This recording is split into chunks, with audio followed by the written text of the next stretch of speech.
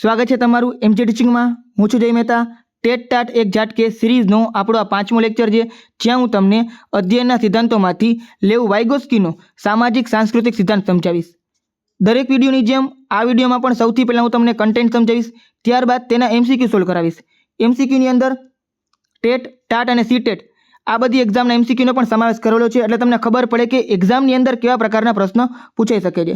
અને આ વિડીયોના એન્ડમાં થોડુંક નવું છે, બરાબર. અત્યાર સુધી તમને જેટલા પણ સિદ્ધાંતો આપેલા છે 5 એની એક માસ્ટર કી આપેલી છે. મતલબ કે દરેક સિદ્ધાંતમાં કાંઈક શબ્દો એવા હોય જે તમે સામે જુઓ એમસીક્યુની અંદર તો તમને ખબર પડી કે આ સિદ્ધાંત કોનો છે, એટલે તમારે કન્ફ્યુઝ ના થાય. તો એ માસ્ટર કી આપેલી છે, એ પણ જોઈ લેજો.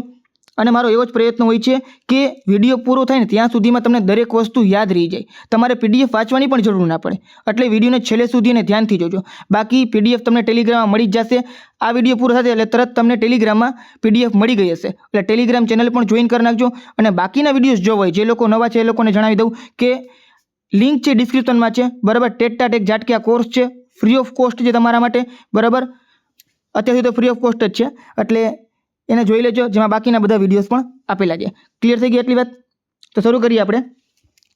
સામાજિક સાંસ્કૃતિક સિદ્ધાંત.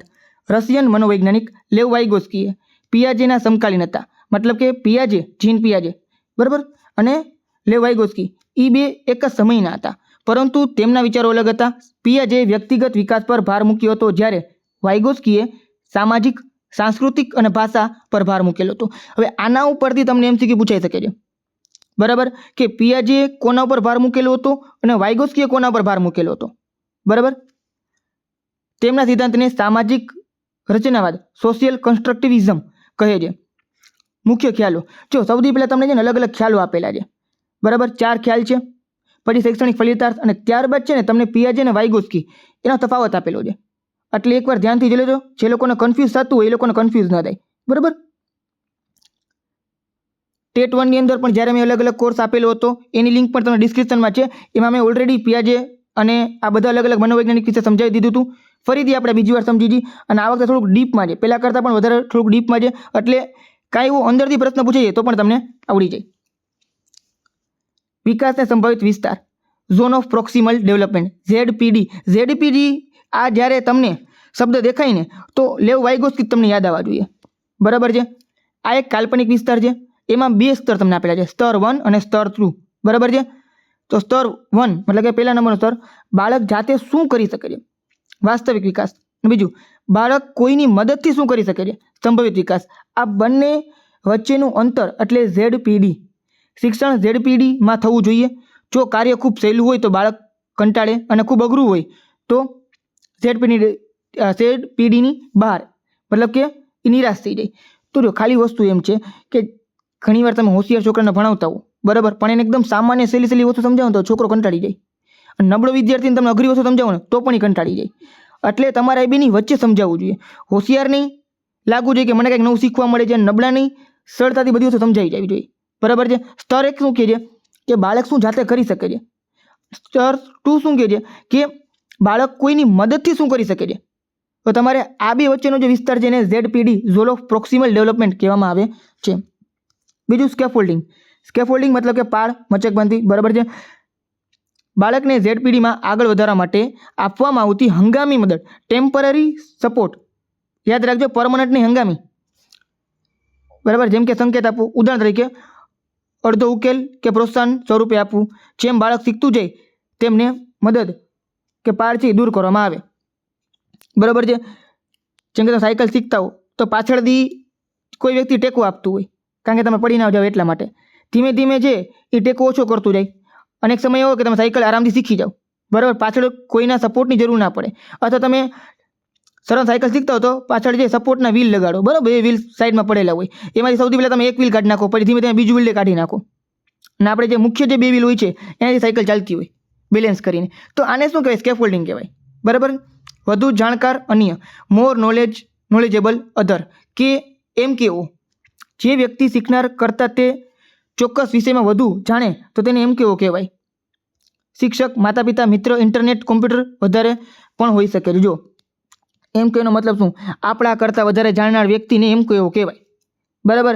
જેમ કે તમે અત્યારે મારી પાસે શીખવો છો તો તમે શીખનાર છો, અને હું તમારા માટે એમ કહેવો છું, બરાબર છે. હું મોર નોલેજેબલ પર્સનમાં આવું કેની અંદર, આ એક ટોપિક રિલેટેડ, કારણ કે મને આ વસ્તુની ખબર છે એટલા માટે.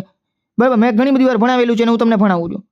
જ્યારે તમે ભણી જશો અને ત્યારે તમે બીજાને શીખવાડશો ત્યારે તમે એમ કહું બની જશો અને બીજા વ્યક્તિ શીખનાર બની જશે. એટલે ઇઝી વસ્તુ છે. બરાબર, શિક્ષક હોઈ શકે, માતા પિતા હોઈ શકે, મિત્ર કે ઇન્ટરનેટ, કારણ કે એ બધાને ઇન્ટરનેટ તો ખબર જ છે બધાને.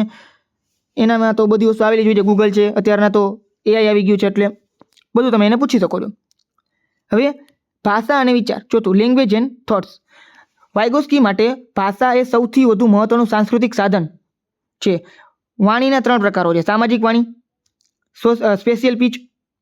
સોશિયલ સ્પીચ, બરાબર, 2 વર્ષમાં બીજા સાથે વાતચીત કરવા. પછી નિજ વાણી, પ્રાઇવેટ સ્પીચ, 3 વર્ષ, બાળક પોતાની જાત સાથે મોટેથી બોલે છે. પિયાજે આને અપરિપક્વ અહમ કેન્દ્રી વાણી માનતા હતા, પણ વાયગોસ્કી આને ખૂબ મહત્વની માને છે. તે બાળકના વિચાર અને વર્તનને દિશા આપે છે. અને છેલ્લે સેલ્ફ રેગ્યુલેશન,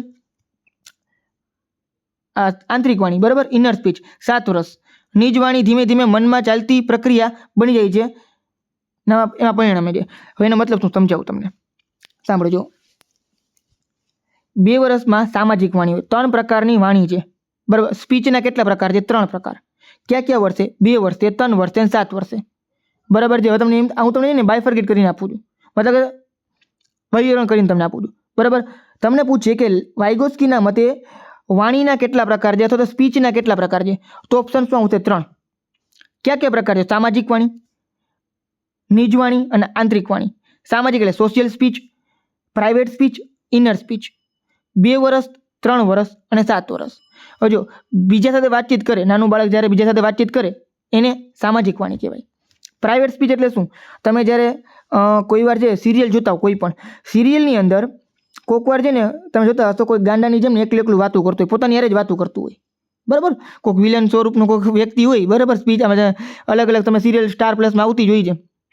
આપણે એમ લાગે આ એકલા એકલા કોની યારે વાત કરે છે, પણ સાચે છે ને એ કહેતા હોય આપણે કે અંદર શું વિચારે છે ને, પણ એ બોલે મોટેથી.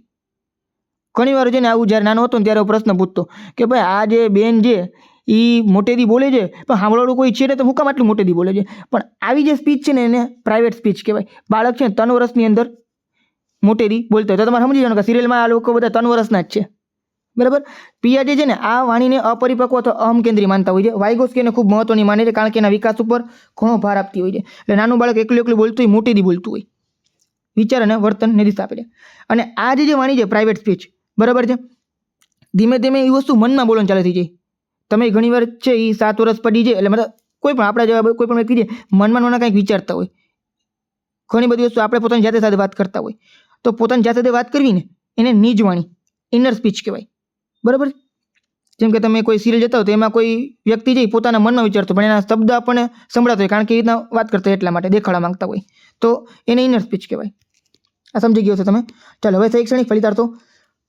સહકારી અધ્યયન, જેને કોલેબરેટિવ અથવા કોઓપરેટિવ લર્નિંગ કહેવાય. બાળકો જૂથમાં એકબીજા સાથે શીખીને સૌથી શ્રેષ્ઠ છે.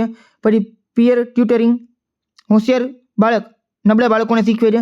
અને પરસ્પર શિક્ષણ, શિક્ષક અને વિદ્યાર્થી વચ્ચે સંવાદ દ્વારા થતું હોય છે. હું આવું જ કરતો હોઉં છું, પિયર ટ્યુટરિંગ. મતલબ કે હોશિયાર બાળકો એને સમજાવી દો કે ભાઈ તારે છે ને આ બધાને સમજાવી દેવાનું છે, બરાબર છે. એટલે પોતાનું તો જ્ઞાન સારું થાય, પણ બાળક છે બીજા બાળકોનું પણ જ્ઞાન સારું થાય. એટલે તમે ઓછા સમયમાં ઘણા બધા લોકોને શીખડાવી શકો. જ્યારે હોશિયાર બાળક ના શીખી શકે કે ના સમજાતું હોય ને તો પછી આપણે બેઠા જ છીએ, બરાબર, આપણે સમજાવી દેવાનું છે. હવે આપણે બેનો તફાવત જોઈ લઈ. પિયાજે અને વાયગોસ્કીનો. જ્ઞાનનો સ્ત્રોત, તો બાળક જાતે ભૌતિક વિશ્વ સાથે આંતરક્રિયાથી જ્ઞાન રચે છે. આમાં સામાજિક આંતરક્રિયા દ્વારા જ્ઞાન રચતું છે. આમાં ભૌતિક આવશે, આમાં સામાજિક આવશે. વિકાસ અને શિક્ષણ, આ ખૂબ જ મોસ્ટ ટાઈમ આ પ્રશ્ન તમને પૂછાશે, બરાબર. અઘરો પેપર બનાવો તો આમાંથી પ્રશ્ન પૂછે. જીન પિયાજે એમ કહે છે કે વિકાસ પહેલાં થાય, શિક્ષણ પછી આવે. મતલબ કે પહેલાં શરીરનો વિકાસ થાય, માથાનો, મગજનો, હાથ પગનો બધાનો વિકાસ થાય, પછી શિક્ષણ તમને મળે. પિયાજે આવું રીતના કીધું, બરાબર. પણ વાયગોસ્કી અલગ વસ્તુ કીધું. એને શું કીધું? શિક્ષણ વિકાસને દોરે છે. શિક્ષણ દ્વારા વિકાસ ઝડપી બને, મતલબ કે શિક્ષણ પહેલાં આવે અને એના દ્વારા વિકાસથી થતું હોય છે. ભાષાનું મહત્વ, આમાં ભાષાનું મહત્વ ઓછું હોય છે. ભાષા વિચારનું પરિણામ છે.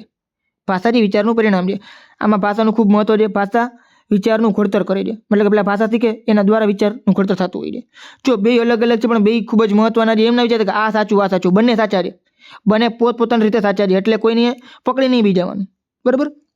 શિક્ષકની ભૂમિકા શોધ માટે તકો પૂરી પાડનાર, મદદગાર અને માર્ગદર્શક. જો શિક્ષક માટે છે ને આ બેયના વિચાર સરખા જ છે. શિક્ષક કોઈ દિવસ જ્ઞાનદાતા નથી હોતો. શિક્ષક હંમેશા મદદગાર હોય છે અથવા તો તકો પૂરી પાડનાર પણ હોય છે, પ્રોવાઈડર અથવા સ્કેફોલ્ડર. બરાબર છે. ચાલો હવે આપણે આગળ વર્તનવાદ અને રચનાવાદ. વર્તનવાદ તમને ખબર પડી ગઈ હશે. જો હવે જે લોકોને એવું હતું કે સર અમને કન્ફ્યુઝ થાય છે, બે આજે 5 તમે શીખડાવેલા છે, બરાબર, મનોવૈજ્ઞાનિક, તો 5 કોનું શું છે, શું કેવી રીતે સમજવું અમારે? તો આપણી પાસે બે છે, બિહેવિયરિઝમ અને કન્સ્ટ્રક્ટિવિઝમ. તો જે વર્તનવાદ છે ને એમાં 3 આવશે, પાવલોવ, સ્કિનર અને થોર્નડાઇક. જે સૌથી પહેલા તમે 3 સમજાવેલા હતા, બરાબર. રચનાવાદની અંદર પિયાજે અને વાઇગોસ્કી. જો પિયાજે અને વાઇગોસ્કી ભલે એકબીજાના વિરોધી હોય આમ તો, પણ રચનાવાદની અંદર જ પોતે કામ કરેલું છે, બરાબર છે. એટલે વર્તનવાદમાં પાવલોવ, સ્કિનર અને થોર્નડાઇક, રચનાવાદમાં પિયાજે અને વાઇગોસ્કી. વિદ્યાર્થીમાં નિષ્ક્રિય સ્વીકારનાર, આમાં સક્રિય રચયિતા. ત્રણેતન પાવલોવ, સ્કિનર અને થોર્નડાઇક એવું માનતા હતા કે ઈ પેસિવ રિપ્રેઝન્ટ છે, બરાબર, મતલબ કે ઈ પેસિવ રીતે શીખે છે, સ્વીકારનાર છે, રિસિપ્ટન્ટ. અને સક્રિય રચયિતા એટલે શું? Active constructor. એટલે પોતે પોતાની જાતે પણ જ્ઞાનનું છે એ જે જ્ઞાન છે મેળવી શકે છે, જાતે પણ જ્ઞાન છે એ ક્રિએટ કરી શકે છે, ક્રિએટર છે જ્ઞાનના. કોણ? વિદ્યાર્થીઓ. નામાં આપણે આપી તો જ એને મળશે, એના જેવું.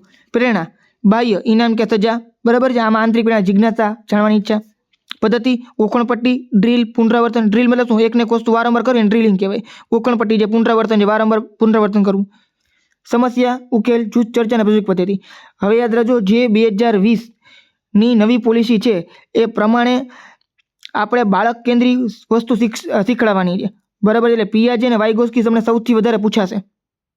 આમાંથી તમને પૂછાશે, પણ આમાં સૌથી વધારે પૂછાઈ શકે છે. બીજી વસ્તુ કે સમસ્યા ઉકેલ, જૂથ ચર્ચા અને પ્રયોગ પદ્ધતિ. આ બધી વસ્તુ અત્યારે નવા સિલેબસની અંદર છે, પ્રોજેક્ટની બધી વસ્તુ. તો તમારે આને ધ્યાનમાં રાખીને હાલવાનું છે. આપણે ગોખણપટ્ટી નથી કરાવવાની, બાકી ડ્રીલને પુનરાવર્તન તો કરાવવાનું હોય છે. દરેક કોઈ પણ પદ્ધતિ ગમે તે વસ્તુ શીખતા હો તમે, જ્યારે હું તમને ભણાવતો હોઉં ને તો એ તમારે એક બી વિડીયો છે વારંવાર જોવો પડે ક્યારેક, બરાબર છે. જનરલી તમને આખો વિડીયો પતાવ્યા પછી મોટાભાગની વસ્તુ યાદ જ રહી જશે, પણ કોઈક વાર એવું બને કે તમે બીજી બધી વસ્તુ વાંચતા હો, ગણિત છે, ઇંગ્લિશ છે, ગુજરાતી છે, બરાબર છે, તો એમાં આ વસ્તુ ક્યારેક ભૂલાઈ જતી હોય, તો તમારે 10-15 દિવસ પછી ફરીથી એકવાર PDF ખોલીને વાંચવું પડે. ચાલો હવે MCQ સોલ્વ કરતી આપણે, બરાબર. નીચે જવાબ આપેલા છે, તમારે ઇગ્નોર કરવાના છે, તમને વારંવાર કીધેલું જ છે, બરાબર. ચાલો, વાઇગોસ્કીના સિદ્ધાંતને કયા નામથી ઓળખવામાં આવે છે? તો ખબર પડી ગઈ છે એકદમ, સોશિયલ કન્સ્ટ્રક્ટિવિઝમ, સામાજિક રચનાવાદ, બરાબર. બાળકો જાતે શું કરી શકે છે અને કોઈની મદદથી શું કરી શકે છે, એ બે વચ્ચેના અંદરને ZPD કહેવાય, ઝોન ઓફ પ્રોક્સિમલ ડેવલપમેન્ટ. બાજુમાં મેં તમને ફૂલ ફોર્મ આપેલું છે, જ્યારે એક્ઝામ હતી ત્યારે ફૂલ ફોર્મ નહીં આપેલું હોય, બરાબર છે. જો સ્કીમાની પહેલાં આવી ગયું હતું, ZPD આવી ગયું, MQ આવી ગયું, સ્કેફોલ્ડિંગ આવી ગયું. આ ત્રણેતન તો છે ને વાઇગોસ્કીના જ છે, ત્રણેતન ABC. તો જોવાનું તમારે કે આને શું કહેવાય. ZPDમાં બાળકને સફળતા સુધી પહોંચાડવા માટે અપાતી હંગામી મદદ, ટેમ્પરરી જે સપોર્ટ તમે આપો છો, બરાબર, એને કહેવાશે સ્કેફોલ્ડિંગ અથવા તો પાડ અથવા તો મચક. વાઇગોસ્કીના મતે MQ કોણ હોય છે? જોજો, માત્ર શિક્ષક ના હોય, કારણ કે આપણા કરતાં જે વધારે હોશિયાર વ્યક્તિ હોય કોઈ પણ બાબતમાં, જો એ વસ્તુ સમજો, જરૂરી નથી કે દરેક વસ્તુમાં દરેક વ્યક્તિ હોશિયાર હોય. શિક્ષક બધી વસ્તુમાં હોશિયાર ના હોય, બરાબર છે. જેમ કે કોમ્પ્યુટરનું રિપેરિંગ કામ તમને કોઈ શિક્ષક આપી દે તો કરી શકવાના, નથી કરી શકવાના. જે કોમ્પ્યુટર રિપેરિંગનું કામ જાણકાર હોય એ જ કરી શકવાના છે, બરાબર. એટલે ફિલ્ડ વાઇઝ અલગ અલગ MQ હોય છે. માત્ર શિક્ષક તો ના હોય, માત્ર માતા પિતા ના હોય, માત્ર પુસ્તકો તો નહીં, શિક્ષક, મિત્ર, કોમ્પ્યુટર બધા હોય છે. એટલે માત્ર વાળા ઓપ્શન જ તમારે કાઢી નાખવાના. સામાન્ય રીતે માત્ર વાળા જે ઓપ્શન આવે ને એ તમારે કેન્સલ કરી દેવાના રહેશે. સામાન્ય રીતે કહું છું, બરાબર, દર વખતે એવું નહીં થાય.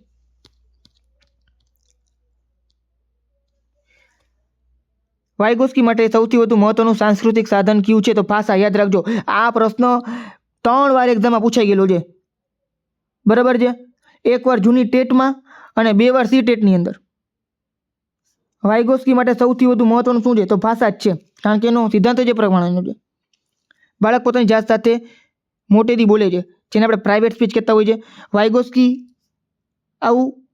આને કેવું ગણે છે? બરાબર. અહમ કેન્દ્રી, અપરિપક્વ, મહત્વનો અને સ્વ નિયમન કરનાર કે સમયનો બગાડ? તો શું આવશે? મહત્વનું અને સ્વનિયમન કરનાર, ઓપ્શન નંબર સી. એટલે આ જ વસ્તુ તમને વાઇગોસ્કીની જગ્યાએ પિયાજે આપી દે તો તમારે શું લખવાનું? તો લખવાનું તમારે બી, અહમ કેન્દ્રી. હવે સમજાણું કેવી રીતના પ્રશ્ન પૂછી જાય? બરાબર. સહકારી અધ્યયન, કોલેબરેટિવ લર્નિંગ, કયા મનોવૈજ્ઞાનિકની ભેટ છે? Most time question. તો આવશે વાઇગોસ્કી. અત્યારે તમને આવડી ગયું હશે, જ્યારે બધા ભેગા થાય ને ત્યારે નહીં આવડે. બરાબર. ધ્યાનમાં રાખવાનું, સહ અધ્યયન છે, કોલેબરેટિવ લર્નિંગ છે, એ વાઇગોસ્કીમાં આવશે. વાઇગોસ્કી મુજબ વિકાસ અને શિક્ષણનો ક્રમ શું છે? તો હજો આ જ વસ્તુ વાઇગોસ્કીની જગ્યાએ પિયાજે આપી દે તો ઓપ્શન ફરી જાય, એટલે ઓપ્શન જ રહેશે પણ જવાબ ફરી જાય. વાઇગોસ્કી શું કહે છે કે શિક્ષણ વિકાસને દોરી જાય છે. ઓપ્શન નંબર બી, શિક્ષણ વિકાસને દોરી જાય છે. પિયાજેથી વિપરીત હતા. બરાબર. પિયાજે શું માનતા હતા કે વિકાસ પહેલાં થાય, શિક્ષણ પછી આવે. પિયાજે હોય તો ઓપ્શન નંબર એ, અને વાઇગોસ્કી હોય તો ઓપ્શન નંબર બી. હોશિયાર બાળક નબળા બાળકને શીખવે, આ કોના સિદ્ધાંત પર આધારિત? તો વાઇગોસ્કીના. બરાબર. શિક્ષક અને વિદ્યાર્થી વચ્ચે સંવાદ દ્વારા શિક્ષણ એટલે શું? સંવાદ દ્વારા શિક્ષણ, શિક્ષક અને વિદ્યાર્થી વચ્ચે. બરાબર. તો આને પરસ્પર શિક્ષણ કહેવાય, રેસિપ્રોકલ લર્નિંગ કહેવાય કે ભાઈ શિક્ષક અને વિદ્યાર્થી પ્રશ્નોત્તરી કરે, ચર્ચા કરે, એકબીજાને શીખડાવે. બરાબર. વિદ્યાર્થી જ શિક્ષકને શીખડાવે અને શિક્ષક છે વિદ્યાર્થીઓને શીખડાવે, એવી રીતના. બરાબર છે. હવે આપણે ટેટ ટાટ માટે માસ્ટર કી આપેલી છે. છેલ્લી ઘડીએ પુનરાવર્તન તમારે કરવું હોય, મહત્વના મુદ્દા છે એ તમારે યાદ રાખવો હોય તો એના માટે તમને આપેલું છે. બરાબર છે.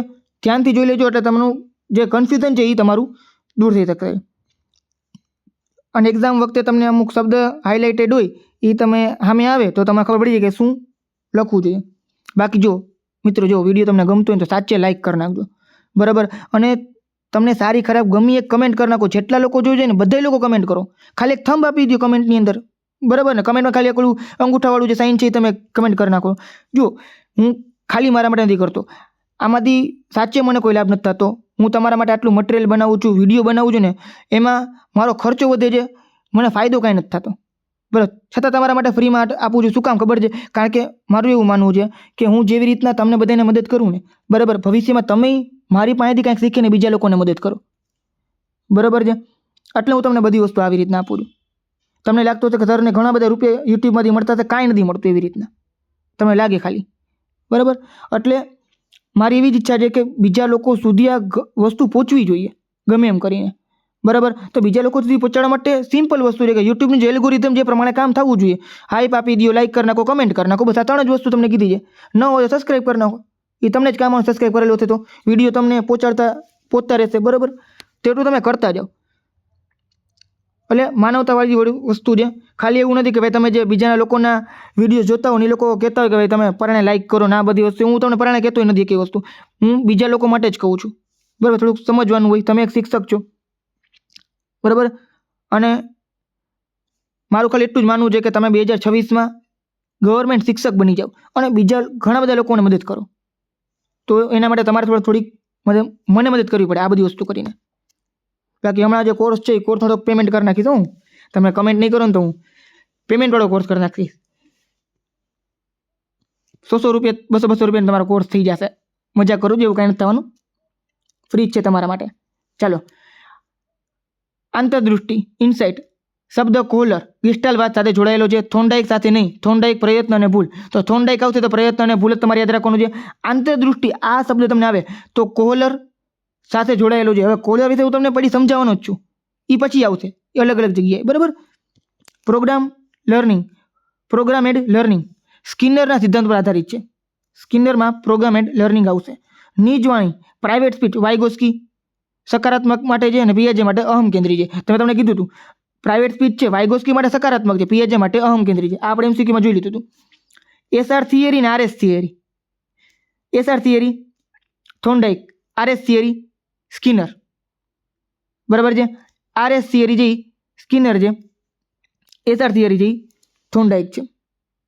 બરાબર. હવે તમારે યાદ કેમ રાખવું છે તમે કમાતા વિચારી લ્યો. તમને કંઈક એવી કી મળતી હોય, બરાબર, તો એ પ્રમાણે તમે જોઈ શકો છો.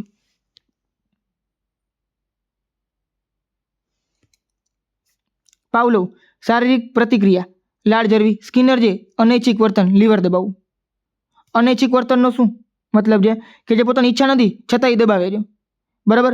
લીવર શું કામ દબાવે છે? કારણ કે લીવર દબાવવું તો ખાવાનું પડતું હોય છે. ખાવાનું મેળવવા માટે ફરજિયાત લીવર દબાવવું પડે છે, એટલે એ અનૈચ્છિક વર્તન કહેવાય. અનૈચ્છિક નહીં, ઐચ્છિક વર્તન. બરાબર. અનૈચ્છિક નહીં, સોરી, ઐચ્છિક વર્તન જે તમે વારંવાર કરતા હો છો. અને પાવલોમાં શું આવશે? શારીરિક પ્રતિક્રિયા, લાળ. પછી સ્કીમાં આત્મસાતીકરણ, સમાયોજન, આવા શબ્દો દેખાય તમને તો પિયાજે આવશે. પિયાજે આની પહેલા લેક્ચરમાં તમને સમજાવી દીધું હતું કે સ્કીમાં આત્મસાતીકરણ અને સમાયોજન. ઝેડપીડી, સ્કેટફોલ્ડિંગ, એમ કેવું હોય તો વાઇગોસ્કી. બરાબર છે. અને આ તો ખાસ એસઆર અને આરએસ થિયરી. તમારે જો આમાં આર પહેલાં અને આર પછી હોય તો સ્કિનર.